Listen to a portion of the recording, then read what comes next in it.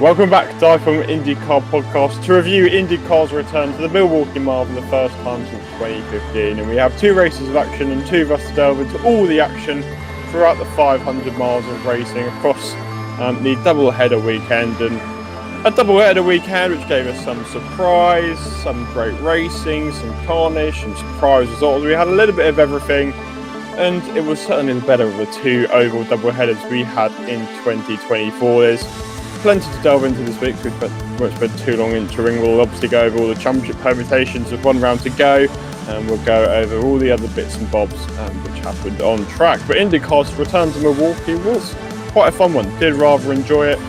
Racing, I think, was better than expected. It wasn't quite gateway easy to pass, but the passing was obviously rather possible, and with traffic, it became a bit of a strategical element to how you overtook traffic and taking your opportunities. It wasn't traditional oval passing, but it was finding a gap within the traffic, which helps you out, which seemed to be the main opportunity. And we left with 2 particularly good races, and overall, I think some fantastic racing. It was a welcome return to Milwaukee for me. Yeah, I mean, there were 2 races with kind of different doses of drama, but I think the common thing in both races that they were exceptional races, and I think a huge credit has to go to the series for instigating this return to the Milwaukee Mile, or the Milwaukee Mile .015, or whatever its actual length is. But yeah, no, I think you can say what you want about double headers. I know some drivers aren't the biggest fans, but across the 2 races, you know, I think it showed the perks to doubleheader weekends when it is 2 shows as good as that. Obviously, Iowa a couple of months ago was dismal across the doubleheader because it was just two poor races, I think, is the only way to put it. But we just had so much drama, so many swings in terms of the championship implications, and you know, I really hope the event can survive a while longer, because it was, you know, 2 of the best oval races in recent memory, and that's coming off the back of Gateway. And I mean, even the 500 this year, talking pre-hybrid, was an excellent race. So I think it seems like IndyCar have figured out the package, really, with this hybrid system, negating all of this added weight. IndyCar and Firestone as well deserve some credit. It really felt like the kind of glorious chaos that we've got in those old Iowa races leading up to the repave this year. I think this year really has kind of showcased the value of ovals to IndyCar. As you say, maybe it was a tiny bit harder to pass than Gateway, but actually the passing stats, I think the second race had a season high passing tally of 763 on-track passes, and we were getting passes for position. We were getting mid-stint lead changes, which is something we haven't seen loads since the hybrid. So yeah, I think, yes, there was a challenge passing to an extent, but actually it brought out the best in drivers, their skill, the management, because they had to be creative to make the passes. And I think that's what led to such a good race, both in terms of battles with lap traffic and cars for position. So all of that, in short, I will sum up to: it was a fantastic weekend of oval racing, and I hope the Milwaukee Mile stays on the schedule for a long time. I'm very glad it's been brought back. Yeah, as long as it's good every year. You never know. I mean, we wouldn't have said get rid of Iowa last year, and now exactly. Yeah, I don't think but I hope it stays raw. No repaves. It's quite. That's the thing. It's quite a raw. It's quite an old school sort of track. Don't invite the Cup Series. Yeah, I mean, it's a single race next year. It's not a double header. Which, I mean, this is a sort of double header which makes you think, oh, we need more double headers. Yeah, what if it makes it the numbers and adds to the calendar? Maybe so, but yeah, I guess there are drawbacks. We saw quite a lot of mechanical issues in the second race, which may have been a kind of contributing factor. Yeah, we'll run some in a minute, but obviously the main talking point is the championship, and as we all hoped, it will go to Nashville. We were having a discussion mid-season: will it go to Nashville? Will it not? It will, thankfully, very much. Technically, there's 3 drivers in contention, but realistically, there's 2 because of a weird IndyCar rule I'll probably write about in about 10 minutes' time. But despite Alex Palou having a mechanical issue in the second race, we'll probably delve into that a bit more later. He goes into the season finale in Nashville with a 33-point lead to Will Power. Scott McLaughlin is also mathematically in contention, but basically relies on Palou not showing up to Nashville to still have a chance at the championship. So it's bizarre. Yeah, wow. What a critical swing. Race 1 was pretty normal for the championship duo. Power finished second in the end, didn't quite have the pace for race winner award. pretty comfortable all day long, had a good pace. Pato, meanwhile, finished 5th. Again, another proof that, he isn't bad at ovals by any stretch of the imagination. And he just continues to take advantage of others' misfortune. Probably isn't the right word, but he keeps it clean, and he takes the most of the opportunities presented in front of him, maybe is a nicer way to put it. And ends up with a very respectable 5th in the end. And then race 2, didn't even get going initially, had some sort of issue. We haven't diagnosed it yet. I think it's a battery issue, they said. It wasn't a hybrid issue, but there's some sort of issue. It's not certain it wasn't a hybrid issue. There's not like complete certainty, because obviously battery is kind of related to the hybrid. So it's not clear, I don't think, yet. I think Scott Dixon might have said this because he didn't really know what had happened. That it could have been something hybrid, but it's not necessarily something hybrid. Yeah, I don't think it's likely from what people suggested, but we don't 100% know yet for that one. Anyway, they got him going, was completely out of contention. Basically, they kept him running to pick off any cars that would retire, which was absolutely fine. So he ended up being 19th in the end, which isn't too bad for a field of 27. And then Power was running well. Could have been in the mix for the win, and then he blew it all by himself. Spun on the restart all by himself, and then they had the bizarre option to pit at the end of that caution, which was a bit odd because it put him a lap down. So that was strange. But it goes to Nashville. I mean, it's fairly comfortable for Pato. We'll go into more of this next week in regards to the permutations ahead of Nashville. But from a Milwaukee standpoint, Pato will leave, I think, very happy compared to Power. Yeah, I agree, and I think you put it really well. That actually the first race was really routine. I think you kind of would have expected Power would be where he was, and you kind of expected Pato would be where he was. So, I mean, actually, to be fair, the Ganassi, at least the two more experienced Ganassi guys, Pato, Dixon, qualified not particularly great. Lundqvist and Armstrong were the top Ganassis. Yeah, Pato started down in 12th. I think he actually qualified even lower because there were, a few is probably putting it lightly in terms of engine penalties. I think before race 1, I really liked his comments. I've got noted down here. He said he was looking forward to survival with a good ending race. A survival with a good ending race. That is a new type of race that Alex Palou has coined. But it was a survival with a good ending race. I think he would say. I think he kind of did the job that he had to do. He again came close to an incident and avoided it as Marcus Ericsson and Joseph Newgarden came together. And I think he got trapped ever so slightly by a caution, but again, still made it back into the top 5. And at this point, I think from 15 races on the season, he'd only finished outside the top 5 twice, which is just ridiculous. And I think obviously the whole luck factor is something we've said. Palo's not really run into any of this sort of misfortune, and then the camera cuts to him on the pace laps, and it's about as dramatic as it gets, really, because here are kind of just moments before on the broadcast they're speaking about how Pato can clinch, and it didn't look out of the realms of possibility that he could clinch the title ahead of Nashville. As you said, they thought it wasn't hybrid, but it's not impossible that it was something to do with the hybrid, because the initial thought was, oh my word, this is worst nightmare hybrid system impacting the championship. This wasn't necessarily the way a mechanical issue that you'd want the championship to stay alive, but at the same time, like, Pato feels like the only driver who hasn't had this sort of misfortune. So in a few ways, it's almost like the books are being balanced out a little bit, and then ultimately it comes down to Power's own error. I mean, coming to the green flag from a restart, apparently just pinned the throttle too much, completely lost it. I mean, it was a mistake you'd think you'd see from a rookie, not a 43-year-old going for a 3rd championship.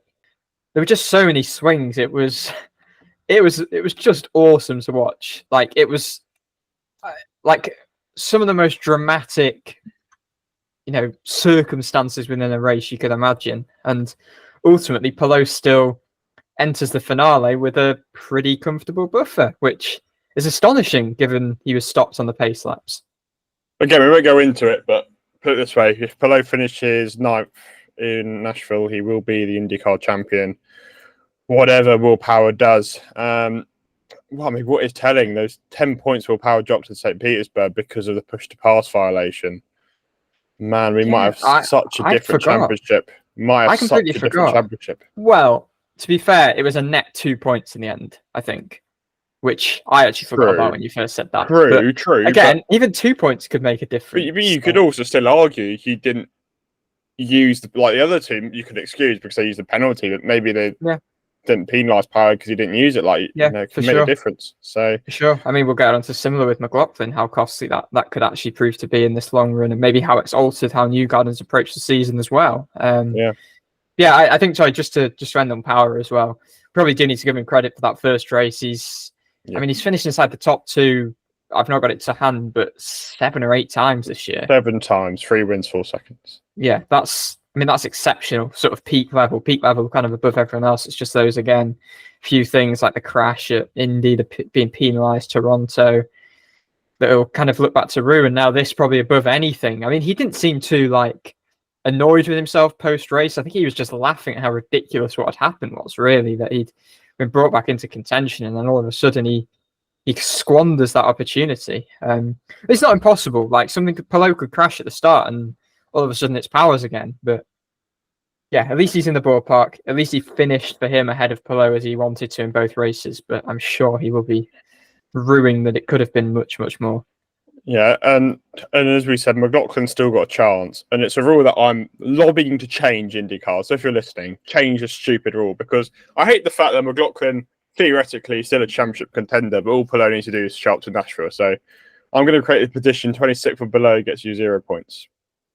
So to make it interesting, because I just hate the it would be really annoying if Power, I don't know, crashed out second race, he wasn't in contention, where Pato isn't the champion, but he doesn't have to do anything to become the champion. That would be a horrendous situation. So yeah, I mean, to be fair, we saw the same, and this is a good time to plug. If you haven't, yesterday we released an interview with Louis Foster, the new Indy Next champion, but it was kind of the same deal in Indy Next, and kind of exacerbated even more because of the fewer cars on the grid, that Foster essentially just had to start the last few races and he'd wrap up the championship. So it's this weird position where you're like, do you celebrate it? Do you not? So I don't disagree. I like the point system, the fact that every position means something, but maybe there is something that could be. But yeah, we're 25th and below, laps.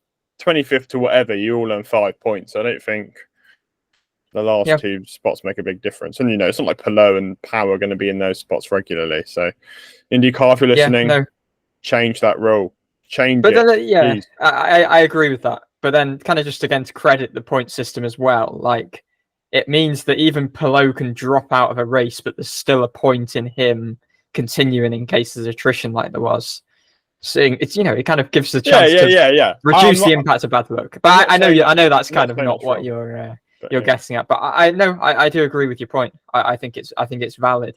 Yeah, well, I escaped it this year, but it was close. So, as we said, next week we've got sort of a championship preview. We're going to the leader circle. We're going to the championship, all in a bit more depth. So, we'll go through all the permutations then. But obviously, that's their days at Milwaukee, which is the most important thing. Now, bigger story is probably Pato O'Ward. Otherwise, who's had it's a statement victory from Pato O'Ward this weekend, I think is the way to put it. If you didn't catch the news, NASCAR Cup Series have announced a race at Mexico City for next season. They've got one Mexican driver in Daniel Suarez. And there's a big talking point. First time NASCAR's gone international in a very long time. They'll be going to Mexico City, and we know for a long time that Pato has been lobbying to race in Mexico City. He's very popular. He's very well liked in Mexico. I mean, every time F1 goes there, he seems to get mobbed by all the F1 fans. So then there was the inevitable questions this weekend. NASCAR's going international. Why isn't IndyCar? And then all the drivers, we don't know. Why aren't we going international? Scott Dixon was one to say that. Will Power joked it in the press conference against that in a minute. Pato O'Ward, obviously, and was the one saying, why aren't we going? And Penske Entertainment CEO Mark Miles, who makes all sort of the big decisions regarding the series, basically said Pato's not popular enough for us to award a race in Mexico City. That's why we're not going there, which is a bit ludicrous. It was a bold statement to make, and Mr. Miles received a lot of comments back directed towards him, and you can see why. Pato O'Ward has got more followers on Instagram than IndyCar themselves. Like, yeah, that's probably one, and by far and away, O'Ward is the most popular driver, and he's a driver who has probably brought thousands of viewers to the series just because of him alone. So, yeah, big talking point. Yeah, indeed. I mean, it very quickly got very messy, I think. I mean, even going back to last Tuesday, Graham Rahal was asked about it, and he was very kind of concise about it. And he was just like, why is it NASCAR? He was asked, why is it NASCAR, not IndyCar?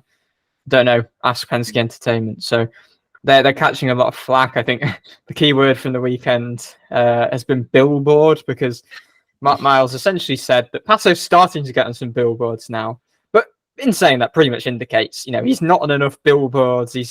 Pretty much directly said he's not famous enough, and that others are more famous than him. There are other Mexican drivers who are more famous than him, which is quite a statement to make for one of your drivers that is the face of the series, and you try and make the face of the series. Like, we don't know how popular Adrian Fernandez is because we didn't watch during the days of Adrian Fernandez. Yeah. But to me, it feels a bit far-fetched that he's more popular than the most popular driver in IndyCar right now. Yes, I completely agree. And I think Pato made this kind of suggestion in an interview with the Indy Star, that ultimately you can't just rely on one of your 27 drivers. It does kind of speak to, like, unfortunately, a little bit of incompetence almost, that you're relying on one driver to kind of, control your product anyway. You should be selling IndyCar as a whole, not going to Mexico because one of your drivers who has a higher following than you on a major social media platform isn't popular enough. I just find it insane. And I mean, a bit of a social media war ensued, didn't it? Pato tweeted a picture of NASCAR and a billboard right next to the Milwaukee Mile, promoting the truck race, while there were no signs of IndyCar the truck being race promoted. Was the week before as well, which made it all embarrassing. Award's tweet was, speaking of billboards, guess who is not on one? Yes. I mean, that begs another question. Why is that outside the track? And you've not got that local awareness for IndyCar, because I've seen people local that have tweeted over the last few days that people from within 2 miles of the track didn't know the IndyCar event was happening. And I mean, I think it spoke volumes, the defense that people kind of came to. I mean, loads of drivers have started joking about billboards all week. And I mean, yeah, not every driver, but a lot of them came into press conferences making references to billboards. I mean, Alexander Rossi put an essay out on Twitter. Felix Rosenqvist made comments. You had Zach Brown making jokes about it. Tony Kanaan, of course, making jokes about it. I mean, I just don't understand it. You look at the legions of fans, even when he turns up to an F1 event, that follow him, and it's like, this isn't a guy who's not famous. And there's a lot to disprove Mark Miles's points and not much to really prove it. And it's the fact as well that he said it was clear that Adrian Fernandez was more famous. How is it clear? I mean, it just strikes me of we're in a ignorance. Different generation as well. Social media didn't exist when Adrian Fernandez was racing. IndyCar wasn't quite as well. IndyCar didn't quite have the characters like Pato or I can't comment Adrian Fernandez, but Pato's obviously quite liked by a lot of people because he's young, he's bubbly, he's got the McLaren influence with him. Like, there's a lot of reasons to like Pato. I know Miles kind of put out a statement, backtracked a bit. Well, it wasn't a good statement, though. Was it? Exactly. He said like he views him as a star and someone to direct resources towards, etc. But it just doesn't take away from what he'd already said about popularity. Yeah. And I mean, one thing to note, I think Jenna Fryer reported that actually it sounds like efforts maybe aren't over, that they're kind of maybe even being reignited by this. And I really hope that's the case. I hope it's a win for the fans and a win for fan power, Pato power. Maybe that can win them over and allow a bit of a U-turn, because it's very messy. And then, kind of a nice segue, it was very fitting that Pato then goes and wins. Well, that was it. And word of the day became Pato who, because, I mean, for official context, Pato came to the press conference. Will Power said, we should be in Mexico City and not NASCAR. Connor Daly, quite the reaction. I'll try and play the clip I later. must say as well, like, Pato was just giving his kind of stock answer on his race, and Will was kind of just looking at him the whole time. Just, you could tell he was just so eager to get this out. He just wanted to say it. He wanted to stir the pot. Oh, it was brilliant. Award ended with Pato, who obviously referenced him not being on enough billboards or whatever, which was rather amusing. And look, this is an off-season thing, maybe a next week thing. Apparently, there's rumours he might run the Cup race instead of Gateway. He might sort of Carl Larson. I think it's far-fetched. I actually think, again, that was from Jenna Fryer. I think she actually said it feels like it's dead in the water, but I think maybe for 26, it's something. He said he wants to do it. Anyway, that's off-seasoning thing. We'll do it then because we've got 2 races to discuss and we haven't really done much of them. But yeah, well, I mean, what a statement! What a statement from Pato Ward. Sort of the weekend of words, and he goes out there and simply dominates race 1. He was sort of in the mix from the start. You know, Colton Herta was up there amongst others. Obviously, Power was up there, but Ward really benefited because he was the first to pit on the first stage of pit stops, where the undercut proved to be really powerful. So he just cycled right to the front, and after that, nailed the strategy. Got a slightly fortunate of a caution because it was whilst he was on pit lane, but he was Santino Ferrucci was lining up behind him and won the penultimate restarts. He looked like a threat. But honestly, Ward was comfortable, and there was a huge turnaround for qualifying because the Arrow McLaren cars looked really difficult to drive. Rossi in particular was really struggling on his qualifying runs. But yeah, Ward just did not look back, and it was really an impressive win. We haven't really had many dominant wins in Pato Ward's career. I can't really think of many where he sort of comfortably had it in the bag, but this was certainly one of them. Really strong performance from Ward. Very impressive drive. And you say the cars look handfuls in qualifying. They both still started both races inside the top 10, O'Ward and Rossi, which I guess just shows how well the pair of them are driving, really. I mean, Rossi's just had a wretched year in terms of luck, and he brought home a couple of decent results. He finished 7th and 6th.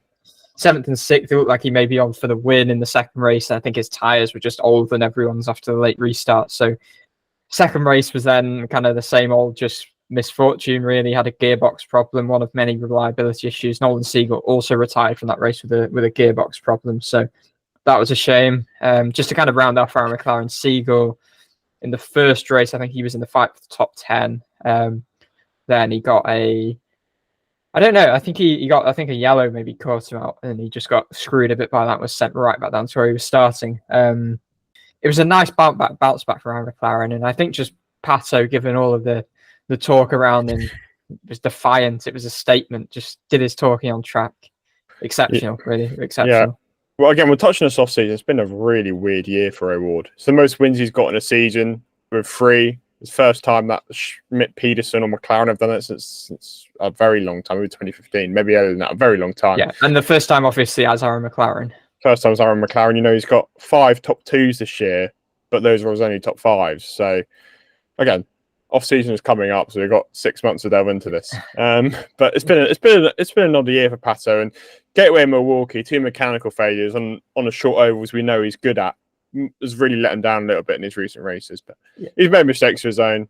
You know, Toronto as well, and Alabama. So yeah, and I mean, Aaron McLaren clearly are struggling a bit. They have been on the back foot in some races, and I think the fact that Pato is still delivering these performances just emphasizes he probably should be held. And I think people maybe forget a bit that he needs to really be held in the same esteem as to the really top guys in the series. And Aaron McLaren just, I don't know, they need to step up in terms of kind of consistently having that package, because they can't really get on top of it and really understand what goes wrong when things do go wrong.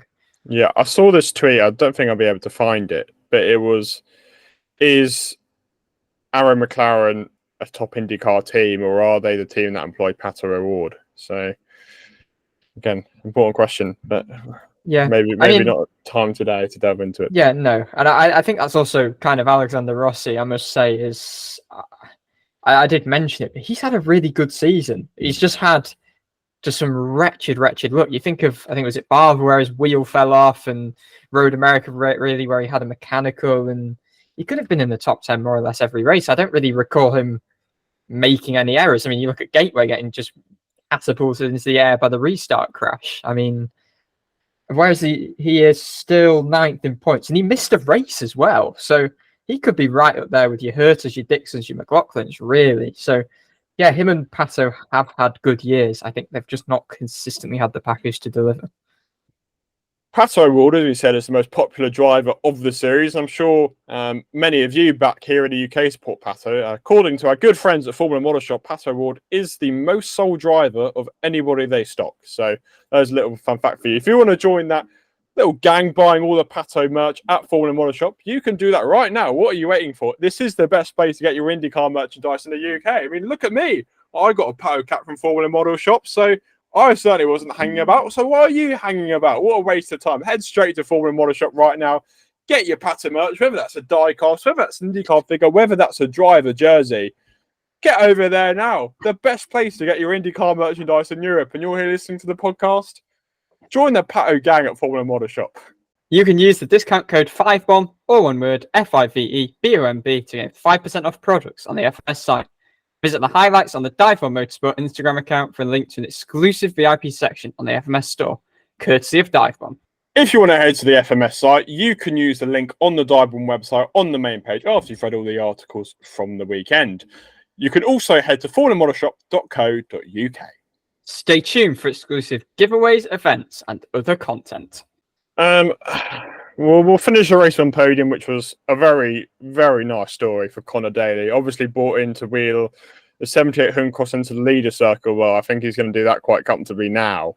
But he's brought Huncross his first ever podium. It's his first podium in 8 years, I believe. And it's a great story in so many ways.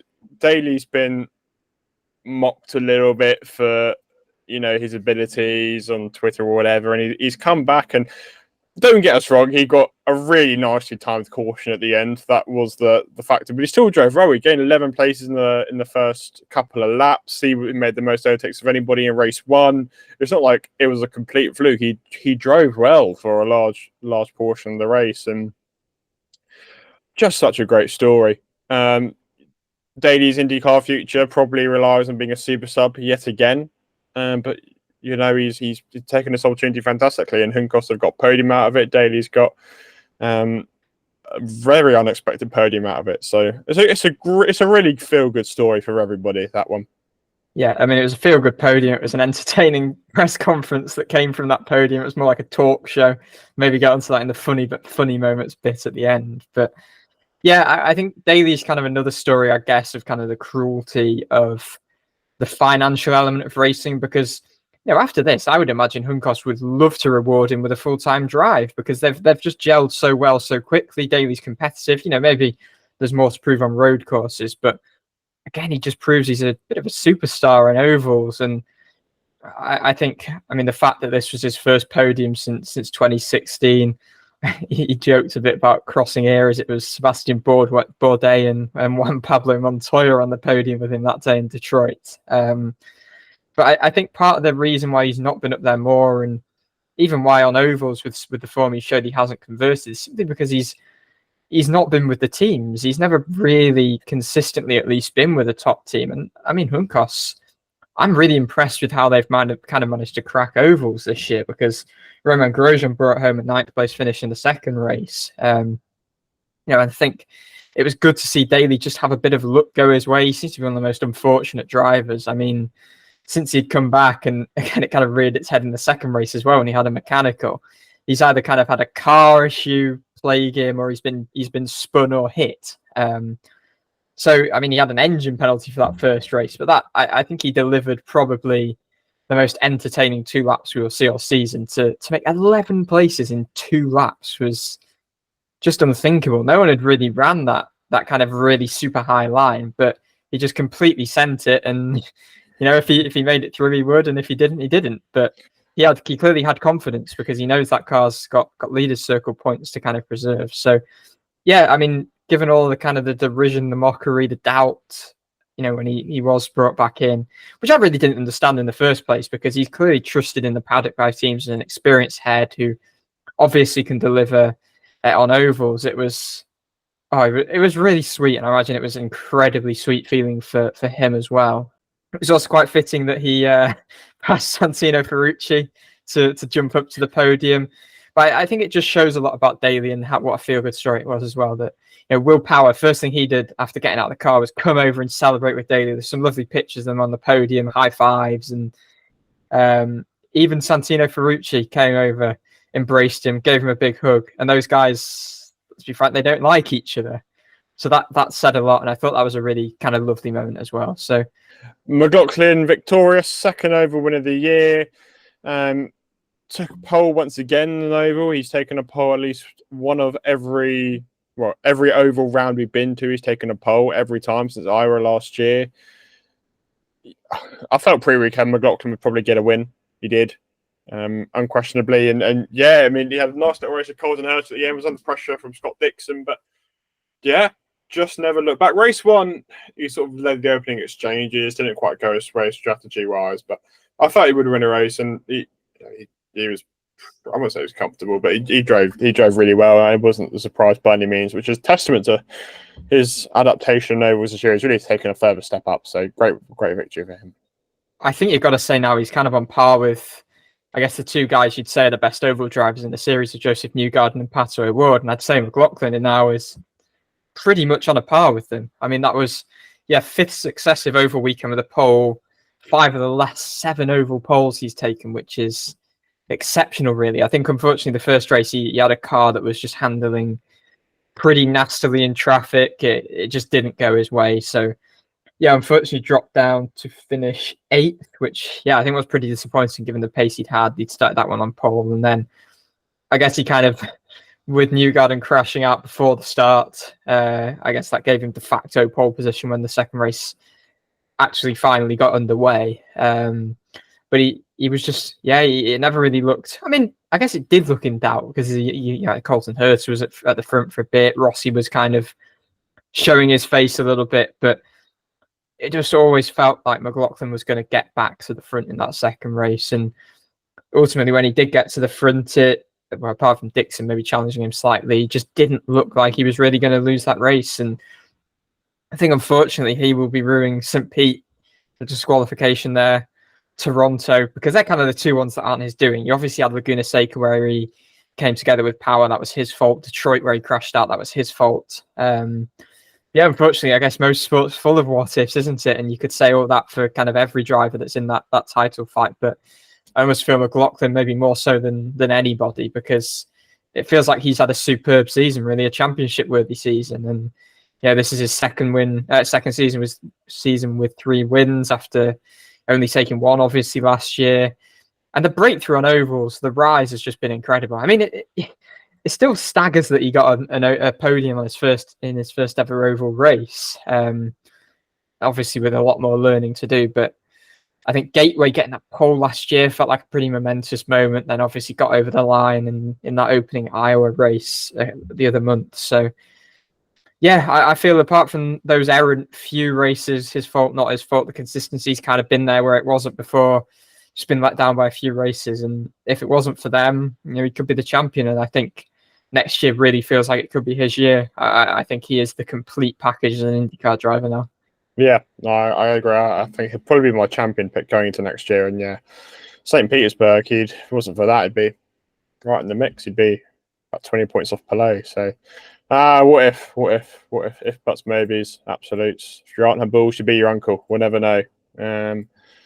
We'll look back on that in off season already a bit more, but shame. Then Dixon was second. I mean, I was watching race 1 and Dixon came 10th, and I was like, we did not see Scott Dixon the entirety of the race. He qualified pretty poorly, and he was just completely anonymous. Second race, he came a bit alive. Good result. I mean, I don't think there's not too much to comment. It was a bit used his experience. Good result. Solid. Yeah, we didn't really see how he got forward in that second race either. It was more just, kind of chaos was ensuing around him. And it's kind of the sort of race he thrives in, where there's that attrition. He will just find a way forward, and he really pounced on that late caution. After that late caution, past Rossi, surged past Herta as well. So, I think him and McLaughlin were two guys that really kind of struggled with their cars in the first race, made big improvements into the second race, more so than anybody really, and kind of benefited from it. But I mean, Dix had a horrible qualifying. He started both races in fact, he started both races in 17th. Might have qualified even lower for the first race. Penalties probably promoted him a bit, but yeah, I mean, it was a good recovery. I think it's always a sign of a good race when you can start. I mean, Daly started down in 25th to get a podium, and Dixon starting again down the order. It's always a sign of a good race when you can make that sort of progress. And Herta finished third. Incredibly, that is his first podium in an oval. It's been so overdue because I think he's won the top 5 drivers in ovals in the entire series. Absolutely overdue. But look, he could have been in the mix for the win. I think it was a bit lucky to come third, but good effort from Colton. That was a strong day. I think again. I'm taking up all our off-season content here, but he's had a really good year, I think, as Colton. So, good result. It's deserved an oval podium, so I'm glad he's got something to leave the weekend with. A fantastic year. He's been down sort of back end of the top 10 the last few years, so it's been a massive improvement.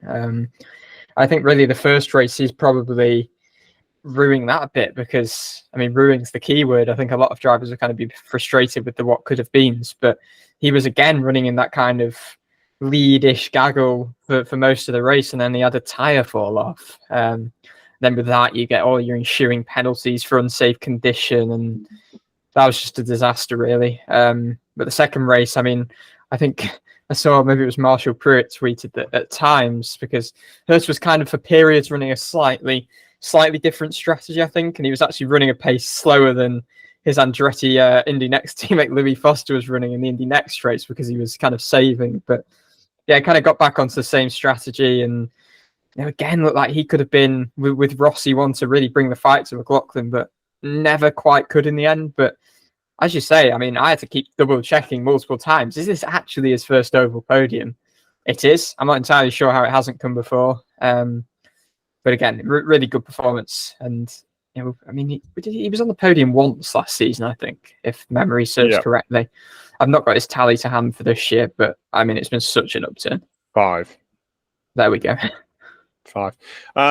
So much to pick. We've really been about going for like 40 minutes. We've still got loads to still do. I think the last driver will give a proper in-depth focus to, I think, it's Santino Ferrucci, because he's continuing a superb year.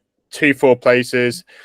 I think that's his best result of his IndyCar career outside the Indy 500. So that's so impressive. And in fact, it's the 6th time he's come 4th, and they've all been in ovals. And he's sort of become a little over specialist as Santino Ferrucci. And it's really deserved. I mean, I think he's the first 40 driver since about the late 90s to get 10 top 10s in the season. I mean, we've spoken around the turnaround. It's been really sensational. And what's really stands out about Ferrucci, whether it's Iowa, whether it's Gateway, whether it's Milwaukee, every restart he's there. I don't know what it is about him, like how it's always Ferrucci, but every single restart it seems like he's the one making 3 or 4 moves at once. I don't know what it is about him, like, but whatever oval it is, indefeatable at restarts. He just has like incredible levels of bravery. I mean, we talk about the top 5 oval drivers. I think he's got to be in that conversation because, obviously we know the improvements Foyt have made, but obviously there's still teams better than him, better than them. If you were to put Ferrucci in an actual, let's say, works Penske car, I mean, what could he deliver then? Because it's fireworks, isn't it? He was top 2 in on-track passes for both races. Daly, I think, made 51 in the first race. Ferrucci was a few behind. And I actually think Daly's 51 might have been the most we'd seen from an individual in any race during the season. Ferrucci went and made 12 more in the second race to 63 on-track passes. It was outrageous. He can make that high line kind of work like nobody else can. Maybe it's his dirt racing experience, for instance, on this sort of track, on this sort of short track, I guess. But no, I mean, awesome. And I think one quirk of his season as well, and I guess Foyt's season as well, because Larry Foyt joked with Ferrucci about this. I think Ferrucci says he's not a great qualifier. They haven't always qualified great. I mean, he started the first race down in 19th. He was a couple of places higher up for the second race. He started 12th for the second race, but still not completely up there in that lead pack. But the way he races is awesome, really. The way he can kind of make his way through the field to just plug away at these top 10s. I mean, maybe first race he would be a little bit disappointed. I think Power raced him quite hard, which caused Daly to get past, but actually Daly had the pace on him in the end. I think just the way he times moves, his kind of awareness with moves as well. He comes so close to cars, but unlike maybe we've sometimes seen with a bit of over aggressiveness on road courses, he can go wheel to wheel with cars without making any contact, or at least any consequential contact. I think his racecraft is kind of as good as anyone's on these short ovals. He goes as close to the wall as anyone. He goes kind of, he just invents lines that others just don't use. So back-to-back fourth places, I mean, superb. For arguably the performance of the weekend. Let's touch on the incidents very quickly. Race 1, we had a spin from Catherine Legg, bit of a non-incident. She just looped it around. That's about it. Then we had the Newgarden Ericsson one. Both blamed each other. I thought it was just a racing incident. Yeah. Maybe Ericsson was a bit high. Ericsson probably maybe 51-49 Ericsson. It's weird because like you'd say it's a 60-40, but that's kind of inciting that Newgarden has blame, and I don't think Newgarden has any blame in this, to be honest. I think he was just holding his line. He didn't make any moves down the track or anything. And I also don't think Ericsson, it was his fault, really. I think neither of them really wanted to be on that low line, because that low line's the less favourable line at Milwaukee. Instead of a high line practice on Friday, they had a low line practice, for instance. So, yeah, I think the no further action was right. I know they kind of both weren't particularly happy with each other, but I think on reflection, they will both kind of understand it was a bit of a racing deal. Just, yeah, not great spatial awareness from Ericsson, but not anything overly sort of untoward, I would say. And then we had Herta's wheel. And that was that. It's impressively incident-free for a track they've not raced at for 9 years. Yeah, it was. Race 1 penalty. Kirkwood got a penalty for hitting personnel. Got a drive-through. Herta got emergency service in a closed pit because he had to get another wheel back on. Rob got a stop-and-go for hitting own equipment. And Herta got one for unsafe conduct. Did we ever work out what that was? It was probably something to do with his tyre, I would imagine. Anyway, race 2, we had, so many talking points. This is almost a non-talking point. There is so many talking points. Was the first restart, Newgarden got punted by, he got punted by Armstrong, but that was Lundqvist. Obviously, Lundqvist and Armstrong hadn't seen that. It went yellow. It was a bit of a late call. And then, bit of a shame. I mean, Lundqvist was the one who caused it. But in fairness, Armstrong also went early. But Lundqvist was the one who caused it. But, it was just a shame. It was that is the exact words I've got written down. It was such a shame. Like, we may as well at this juncture speak about Lundqvist and Armstrong. I mean, Lundqvist started the first race in 4th and started the second race in 5th. That's exceptional. I mean, I actually think my thoughts at the time, he's turning into a bit like what we saw from David Malukas on ovals as a rookie. I think for a while in the first race, I mean, he led the first race completely on merit at points, and you were thinking like, oh my God, this guy could go and take his first win. Then I think things just didn't quite fall his way, but still finished 6th. That's his first top 10 that's not been a podium, kind of the Kirkwood-like quirk with his wins and top 5s. And the second race, obviously, because of this incident, kind of was just derailed him a bit. Armstrong similarly had a pretty good weekend.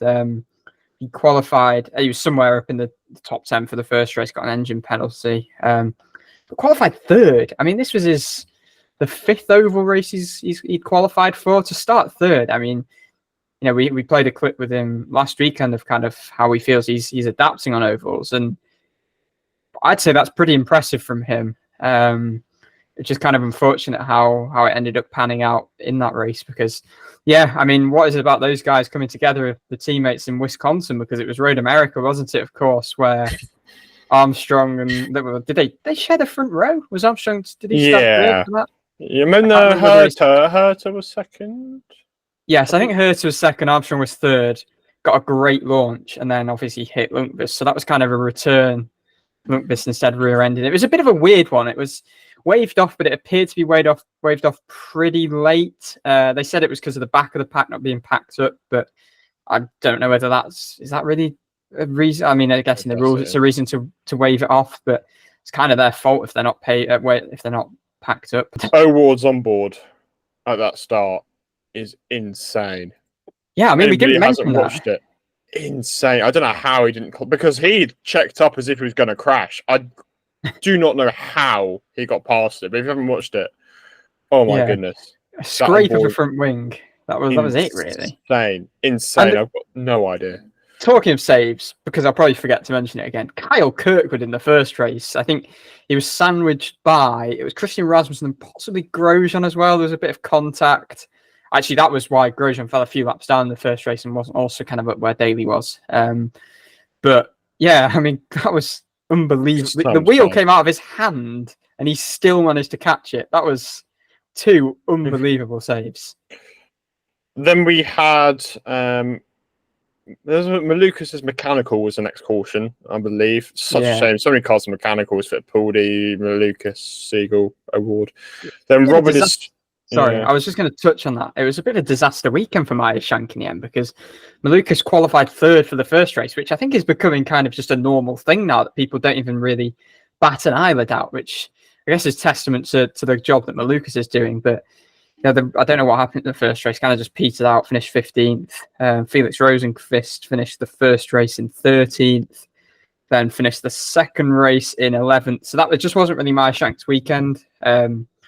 Yeah, just on the mechanicals, Malukas had this issue quite early when Pelot already had his problem. Siegel had already come into pit lane with an issue. Daly had come into pit lane with an issue. I think Pietro Fittipaldi, as the race went on, had an issue. Pato had his issue. I just don't think it can be a freak occurrence. I think it has to be something to do with it being a doubleheader, but just the strain on equipment. That's just kind of theory, but it seemed too much of a coincidence not to be. And then we had Rob spinning. Then he caused another caution at the end for contact with the wall. Not great weekend for Stingray, considering how well he went at Gateway. And we had Rahal and Rasmussen. I mean, we didn't even touch on Rasmussen in for Carpenter. I mean, I don't think it's too much to say. Absolutely right, cool. I mean, overdue cool. Rasmussen proved his fireworks and ovals. But man, is he not making himself popular? Oh. Deary me. He's not making himself popular. He just punts Graham Rahal out of race 2 after a restart very clumsily. Yeah. Oh, man. Graham's reaction was gold. Stopping the side of the track to aggressively pointing at him. My word, that was funny. But, oh, dear, Rasmussen needs to stop hunting people like this. Yeah. Okay, first of all, my take on putting Rasmussen in, I think I've gained a lot of respect for Carpenter actually for doing that. I think it kind of shows a decent degree of self-awareness, maybe selflessness as well, that actually this rookie completely outperformed me at the Indy 500. I'm just crashing out of every race. Some of them weren't his fault, to be fair, but I think immediately it kind of seemed like it was vindicated. He was right behind VK in practice, and okay, he had a bit of wall contact late in practice. That was a bit of a blip, but I think generally to finish, he finished 11th in the first race, his first ever short oval race in IndyCar. I think things have been inconsistent at times, but I think he's had an underrated rookie year, and I think him being put in the car for these oval races probably again kind of shows their intentions they'd like him back. But the incident, Graham Rahal had some really, really choice words for him. Unlike Newgarden after his early race crash, where he was asked kind of, do you pin it on the 8? And he kind of was very diplomatic, wiser to it. Yeah, Rahal did not hold back because he said that actually he got a cut tire in the first race from Rasmussen as well. I think generally this seems to be who Rasmussen is. He's a very aggressive, very sort of elbows out, very IndyCar driver, I guess. It kind of suits the type of racing, but you can't really race as much like that on ovals. And I think he is, I mean, he's fireworks, isn't he? He's a bit like, he reminds me a bit of Ferrucci, to be quite honest. But yeah, he's clearly overstepping the mark a bit. And I think Rahal seemed to indicate that he's kind of building a bit of a bad reputation, not just in terms of Graham, but kind of wider picture as well, that maybe he's racing a little bit too hard. And maybe that's part of he's learning the limits as a rookie and he will calm down. But it's been a wild spectacle watching him, and Graham's kind of reaction, coming very close to the cars, passing and under caution, pointing to his head and then just giving a very aggressive point, like he was casting a spell or something. It was good. Brilliant. Yeah, I mean we'll touch on this probably next week about the Rasmussen Carpenter decision a bit more, but I hope it means Ed's not coming back next year outside the Indy 500, because there's better people Yeah. for that seat. Yeah, I think he has finally realised that actually. And actually, just momentarily, I know I mentioned this with relation to Fittipaldi earlier and his qualifying 2 laps that were slower than Louis Foster's Indy Next pole average, but it was just a woeful weekend for the Rahal Letterman Lanigan Racing squad. I mean, obviously last year they had such a poor year on ovals. There was kind of this real inquest, and you felt like Ira and Gateway were pretty good for them. I think especially Graham's had a really kind of decent season in terms of the oval races compared to last season. But once again, after crashing out, he said it was the worst oval car he'd ever driven. After the 500 last year, where that was the case, after Iowa, I think it was last year, where that was the case, it's got worse again, which we need to be seeing improvement. And he was so optimistic as well. Yeah, he really was. He really was. And actually, that's something we'll share next week. If you can't wait, check out the DIVEBOMB site. We've got a couple of decent sort of pieces out of quotes Graham gave on both the chart and Yuri Vips. We'll talk a bit more about that next week when we've got a bit more time, not picking just a crazy... I mean, this has just been a crazy weekend. Yeah. If it was only one race, it would have been a bumper episode. The fact we've had 2 just bumper races has been mad. And Mexico and everything's happened. Right, race running order was Award Power, Daly, Ferrucci, Pato. Lundqvist had a quite good day in 6th. Rossi had a decent day in 7th. McLaughlin, Lundgaard, Dixon, Rasmussen, Kirkwood, Rosenqvist, and then VK Malukas. They were calling it a good weekend, actually. We won't touch it too much, but they came 16th and 14th with Harvey, 19th, 15th with Legg. That was by far the best weekend of the year. That deserves a word, because I think I've seen on Twitter they had this might have been Nathan Brown tweeted this. So yes, I put in my preview, Sauer's got the 3 best results in the 51 this year, but Legg has now spoiled that. So yeah, they'd had 3 top 16s all year. I think Sauer had 2 of them actually. Yeah, they got 3 top 16s. Milwaukee alone, they finished both races. So really solid. I mean, Harvey was like he was legit quick in practice, legit quick in qualifying, kind of around the outside the top 10 all year or weekend, which I don't think we've seen all year. And I think Legg as well. They had a terrible test. Yeah, they had an awful test, didn't they? That's a very good point. Legg even led a lap in the second race. She was credited with leading a lap. And yeah, okay, she brought out the caution in the first race, but I mean, I think she showed decent speed all weekend. And yeah, 15th is her best finish, I believe, since coming back. I don't see where she'd have finished any better given how much Coyne have struggled in her 2 500 DNFs. That's the best result. Let's have a look at IndyCar since California Raceway 2012. Yeah, she's been quiet, but I actually think she's done a pretty impressive job. I mean, she has been, you look through some practice sessions, some qualifying, she's been slowest occasionally, but she started these races in 18th and 22nd, but she's still putting cars behind her. And I think given how long she's been out of her cars, it's good work. So race 1 started Harvey, Siegel, Fittipaldi, Legg, Rahal, Armstrong, Herta, Rob, Grosjean, Simpson, Newgarden, Ericsson. What was Armstrong's problem in race 1? Armstrong's first race went... He had that weird strategy. I don't know what they're doing on the 11th wild long strategy. He was on awfully old tyres and fell about 2 laps down because of just strategy. Simpson had a radio issue, I remember. I can't remember Grosjean's issue. I was Kirkwood, wasn't he? Had bent toe link. Yeah. Race 2, McLaughlin, Dixon, Herta, Ferrucci. Ericsson had quite quietly good day in 5th. Rossi probably should have done better to us because I thought he had stickers at the end. But, I just quickly on Ericsson, actually, that felt like a return to the Marcus Ericsson we know. I just feel like this year, he's just really faded this year for various reasons, many of which probably aren't his fault, but he's not quite been on par with his teammates, but this felt like a real strong, needed weekend. I mean, it's fair, he could have done well, and he could have won at Gateway if it wasn't for an issue, so... Yeah. Rossi probably should have done better because he had stickers at the end. So I don't know what happened to him. He fell off. VK, again, quite a good day, 7th. That's his 4th top 10 on an oval this year. I told you last week that VK was really good in the oval standings. No. Kirkwood, Grosjean, Power, Rosenqvist, Lundgaard, Simpson. That's decent day. It must be his best oval result, 13th for Simpson. So fair play. Fair dues. Harvey, Legg, Rasmussen, Daly, Rob, Pato, Lundqvist. Everyone had problems after about Rasmussen. So Rasmussen, Daly, Rob, Pato, Lundqvist for the podium, Malukas, Rahal, Edwards, Siegel, Armstrong, and Newgarden. Unsung heroes, man, there are so many. Wow. So many. Wow. Connor Daly doesn't class in unsung heroes. I think when you get podiums, I want to say Lundqvist, but I think we did in race 2, you can Yeah, sort of he bin that was off. also my shout. I like the luck of Lundgaard. Yeah, I know he got lucky, but even at the race 2 was pretty good. I think Rasmussen's overzealousness kind of cost him.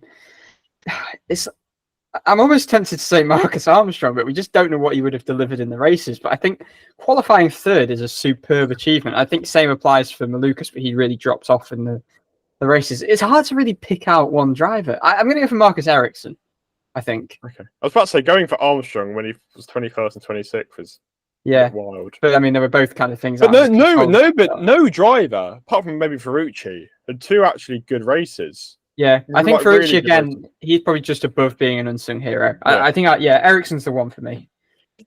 Funny moments, I think press conference 1 takes it for me. I mean, I don't even know what they were on about. I mean, there are clips. I think that's now been posted by some people on YouTube if you want to go and look. That's my favourite. Yeah, I've got a few listed down. I didn't list everything down this week. First race was quite funny. Roman Grosjean had an absolute meltdown in the cockpit because there was some confusion about a fuel map. And he thought he was fuel saving because of the map he was in, and then he was told he wasn't. Then he said something about a wrong email was sent to him. That is bizarre. Alex Palou running about the paddock I found absolutely hilarious. But race 1 press conference, I mean, if you can't find the clips, I mean, we might play them in. I'm not sure whether we can find them. And this podcast is going on for a long time. But I have a piece out where I tried to tell the story of it, but it was just insane. I mean, I think Daly had a bit too much champagne. Yeah, I think he had a bit too much champagne. Like when I was looking at the pictures to put the finishing touches on the said article, most of them were Daly just either spraying champagne in his face or downing champagne. His reaction to Mexico was hilarious. He was like, he had his head in a towel. He had his head in a towel by the end of it. I think the funny thing about Daly is the others could just be talking. He'll randomly interject, and Power too is exceptionally good at sort of changing the conversation. So, we obviously had the should be in Mexico City, the Pato who moment. But then we had wedding rings. They were discussing the whole got that dog. I don't know how they got onto that at all. It was Daly and Pato and Will, bless him, had absolutely no idea what it meant. And he said something about got that dog. It must mean they're good drivers at the front. Yeah, and he was like, I don't actually know what that means. Does it mean you can run fast like a dog? It's just unbelievable. And then as Daly, of all people, tries to make, kind of restore order, he's like, right, anyway, this is going great. Power suddenly starts asking him, are you engaged yet? or are you engaged? And then something about, American girls love big rings. And to which Pato said, if you buy a big ring or if they want a big ring, then I don't know, they don't want you, honey, or something. I mean, it was just unbelievable. I'm still reeling from it. It was insane. It was just tears of laughter listening to that. So that takes the cake. Anyway, I think it's time for the. Sorry, talking of taking the cake. What was this on the podium? They all had some cake that they were throwing to each other. It's like some cream pie thing. I don't know whether they were supposed to eat it or not, but I heard to put it in McLaughlin's face. They were all putting it in everyone's face. So, who knows? Some weird quirk we're probably not aware of. But yeah, taking the cake. Time for our prediction results this weekend. So it's tight. It's tight at top of standing. So we'll go into it and we'll find out who did what for you. Double the points up for this week in the podium predictor tournament. So I've had to do quite a lot of maths. Now we'll go through guess by guess, but a lot of people have basically just got the races the wrong way around. Like they would have absolutely smashed it if it was the other way around, but they haven't. So I've got bad news for 2 people. First of all, Hall and Model Shop, Newgarden, McLaughlin, Palou race 1, Power, Newgarden, Award race 2. I mean, that would have been about 5 points if it's the other way around, but it wasn't to be. Archie, it's not good for you either. You put McLaughlin, Newgarden, Herta, which would have got you 6 points if it was race 2. Oh, man. And then Power, McLaughlin, Newgarden, which would have got you 2 points if it was race 1. So that's 8 points there. You actually get 0. Sorry. I get 0. Oh, my goodness. The 2-point train is Tom Gaymore, who predicted Newgarden, Herta, McLaughlin, nothing for race 1. Newgarden, McLaughlin, Award, that's 2 points for race 2. Ellie went Palou, Dixon, McLaughlin, then Newgarden, McLaughlin, Award for race 2, so that's 2 points. Again, if it got the other way around, that would have been loads of points. So, again, It's a shame. Writers, they got 3. McLaughlin, Herta, Malukas, race 1. That would have been 5 points. It was race 2.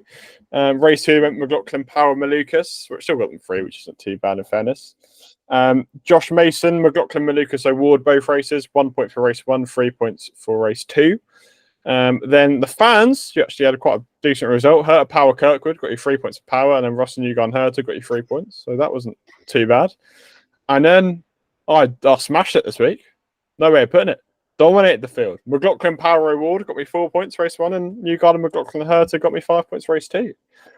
So with one round to go, huge swings. With 1 round to go, the standings look very different. So the maximum you can get is 9 points. So there are now, that needs to change. There are now 4 people in contention to win the championship. 3 people have been eliminated after Nashville. So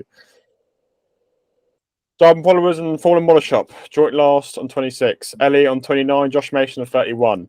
None of those will be the champion, despite Josh's absolute dominance at the start of the year. Josh Mason's dominance could have bored fans, but he wasn't very good in the end. Archie, you lay 4th, 8 points off the lead. It's not impossible, but we'll take quite the miracle. It will require, what was the race? Was it Iowa that got it completely banged on? Yeah. IndyCar writers from DIVEBOMB, they're still in the mix. They're 7 points off. Tom Gaymore is the closest challenger, 4 points off.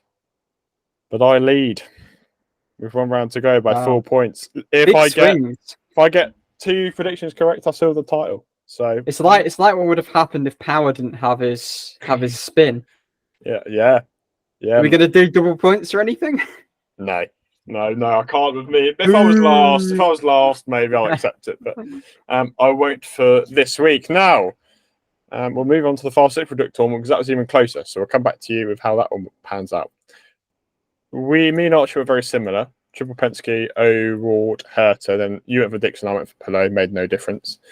And he went for Newgarden, Grosjean, Dixon, O'Rourke, Pato, Lundgaard. So the results of both races, the qualifying results, are pretty much identical. So we both got 3 for both races. Ellie both got 1 for both races. So Ellie lies on 40, heading to Nashville. I lie on 44, which is ironically the same amount of podium predict tournaments as I've got, but that's weird. And you lie on 45. It's close. At least I'm in proper contention for one. Ellie needs a miracle.